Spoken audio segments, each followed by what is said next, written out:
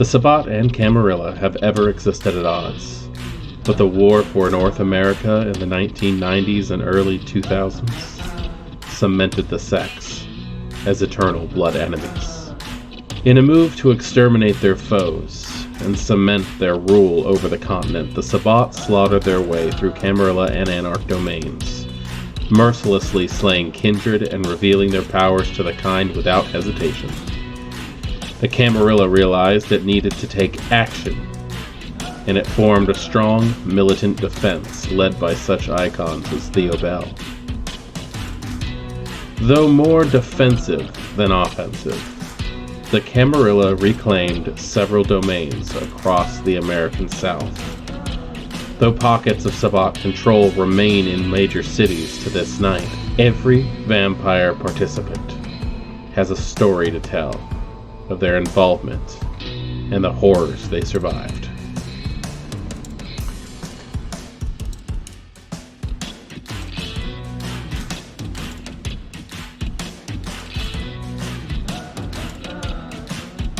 Greetings, Kindred. I am Voivode Maquette, and welcome back to our World of Darkness, where it's Metaplot Monday. And today we're going over the lore sheet Sect War Veteran. This lore sheet is one of the more important, in my opinion, when it comes to the metaplot of Vampire the Masquerade in almost any edition, due to the fact that the Sect War of North America that took place in 1999 and onward marked a nexus event for Vampire the Masquerade. If you look at V5, everything is wrapped around this, if you really take a look at it.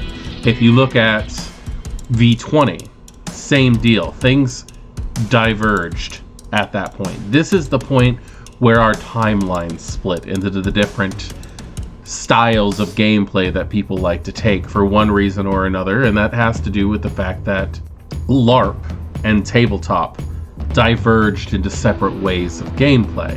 You've got your V20, which deals with the Independent Alliance, which is the formation of a concord with the Giovanni and the Setites becoming one sect, breaking the rules and forging ahead because they didn't want to have to deal with the way that the Sabbat were being led into. Then you have the group in V5, which has more to deal with the idea that the Camarilla is expanding. The Sabbat have lost so much power due to their hubris. They stretched themselves too thin. The Sabbat are not vampires that you would want to mark down as the heroes of stories. They are by all means the anti-heroes. I played Sabbat for a very long time. I find it one of the more fulfilling storylines to play through is Sabbat. And with the fact that the Sabbat guide as an NPC template will be coming out to us very soon, in a few weeks most likely, now is a good time for us to go over this Sect War. Because not all of us are going to listen to what World of Darkness is saying, that the Sabbat is there for NPC use and stuff. We're going to do what the Sabbat does. We're going to rebel. We're not going to listen to our elders. And we're going to fight for what we want, which is a strong Sabbat force of gameplay. Regardless of whether or not they're supplying it, we're going to take it. So, let's take a look at what the Sect War lore sheet has to give us. Investing 1 point into this gives you Survivor. Your domain or a domain of a vampire close to you was scourged during the Sect War. You can recount how the Sabbat and Camarilla strategized, how they warred in the city without alerting mortals, and the names of the fallen vampires caught in the middle. Once per story, you can ask the storyteller for a piece of information relating to the Sect War in your domain. That is worth a point, in my opinion. I don't see it being worth much more than a point, but that's because I've always played characters who are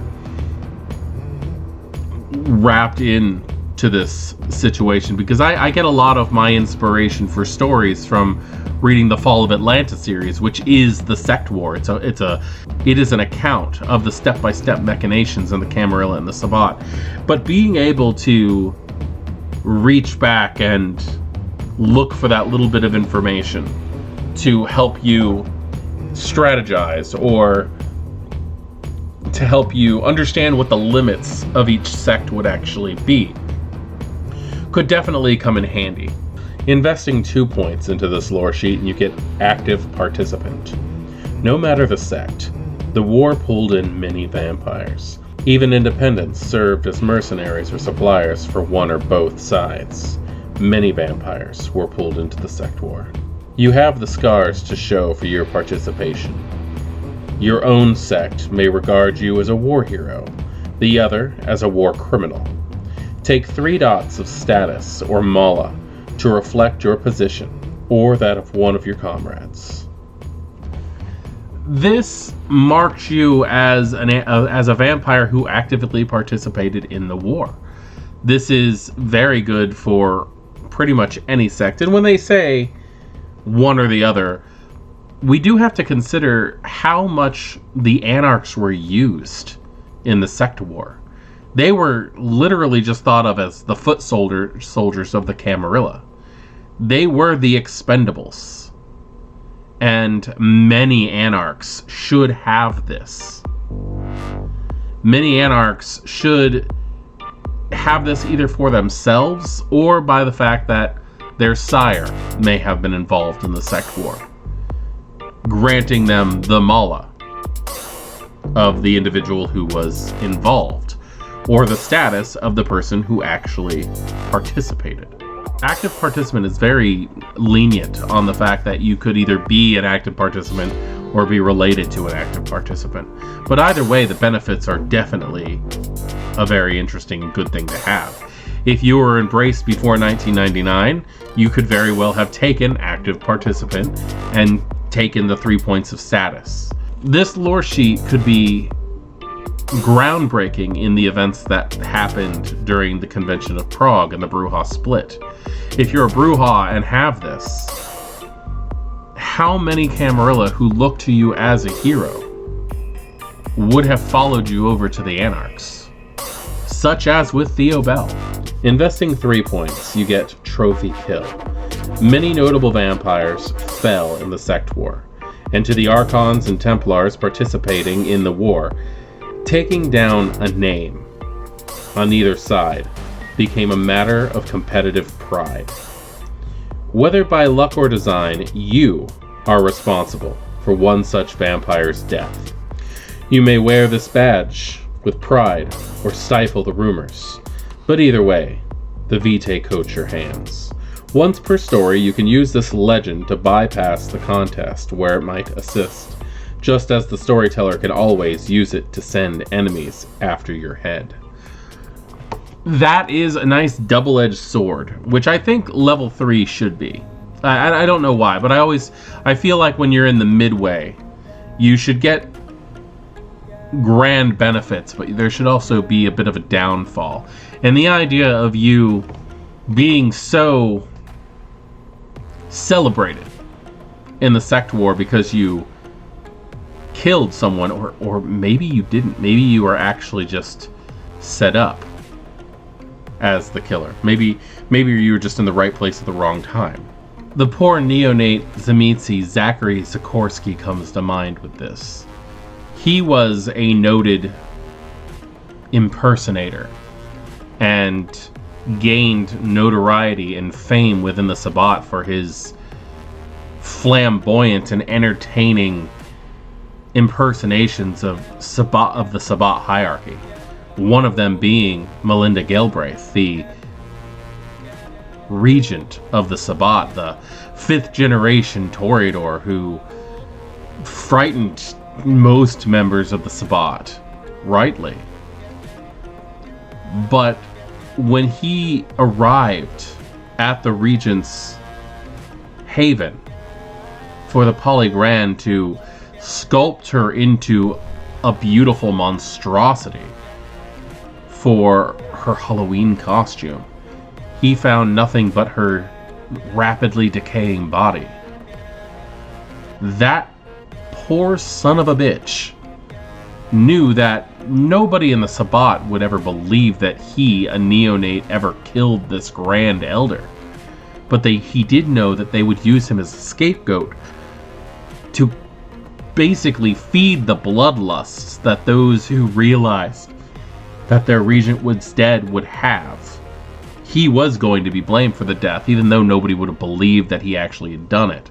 So he sculpted himself into her. He became his own trophy kill in that manner. Investing 4 points gets you no vampires land. Kindred hit teams on either side of the Sect War ranged from domain to domain, and then back across the old ground as the defenders rallied. This great war-style push and pull of conflict led to some vampires obsessing over domains and their hidden sanctuaries, armories, tunnel networks, and side streets. You know all the best spots in your domain and 2 adjacent domains for launching an ambush, hiding from attackers, restocking a militia, or making contact with mercenaries. Add 2 dots to your domain's portillion, and add 2 dice to relevant streetwise larceny and stealth pools in 2 neighboring domains. No Vampire Land is one of those levels that actually does imply that you were actively involved, or again, at least know somebody who was actively involved, who was able to share with you the knowledge they have of the different little areas where things were just smuggled away. You are able to know things. Basically, it's foxhole knowledge from war. That could come in very useful, especially for... This is something that I see like a lot of anarchs having, because even if they were fighting on the side of the Camarilla, which most anarchs were, because they considered themselves part of the Camarilla until recently, this could very well be used against the Camarilla in the upcoming fights. Investing 5 points gets you Sect Agitator. Some vampires exist only to cause bloodshed. You count yourself among that number. Individuals such as Lucinda of the Camarilla and Francisco Domingo de Polonia of the Sabbat spoiled for war and were left hollow when it concluded. You know all the trigger points and correct fuse to light in order to spark a new sect war. It might be localized to a single domain at first, but once the flames start, you can fan them to extend. Add 2 dice to all of your pools for social tests to inflame sectarian tension. Sect Agitator is one of those things that I can see a lot of Anarch characters taking again, because they know who was involved in things. They fought alongside Archons trying to push the Sabbat out, and they were left wanting. They didn't get recognized for their efforts. The Camarilla took everything when it came to actual spoils of war. I can definitely see some headstrong, angry anarchs out there who are ready to just say, this fight isn't over. Now that the Sabbat are out of the way, it's time for us to continue on and fucking take out the ivory tower sons of bitches who treat everybody like shit. I understand that this isn't going to be a long video, as it is, because this is a very straightforward, to the point lore sheet.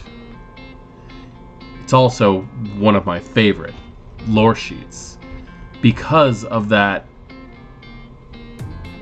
complete and utter saturation in one of the stories that I find to be one of the most important in Kindred history, which is the Sect War of the late 90s and early 2000s. The Camarilla reclaimed New York, pushed all the Sabbat out. They lost Atlanta. They lost the Carolinas. They lost Washington, D.C. But they got their crowning jewel back. But wait, no. New York's not even the crowning jewel. Chicago is the crowning jewel of Camarilla power in the United States. Having a point of this lore sheet, no matter what it is, locks you into one of the most detrimental points of Kindred history. I really can't express that enough when it comes to this, because this is one of the few lore sheets that I have found to be completely overlooked. But as it comes to modern Knights occurrences, this is one of the most important. I believe that the Sect War is truly what began to put that rift in the Sabbat.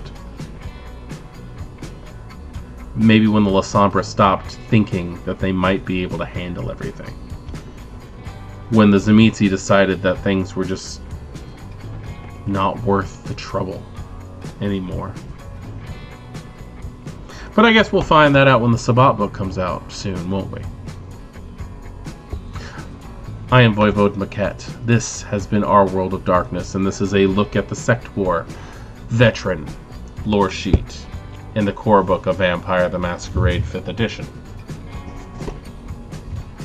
Good evening.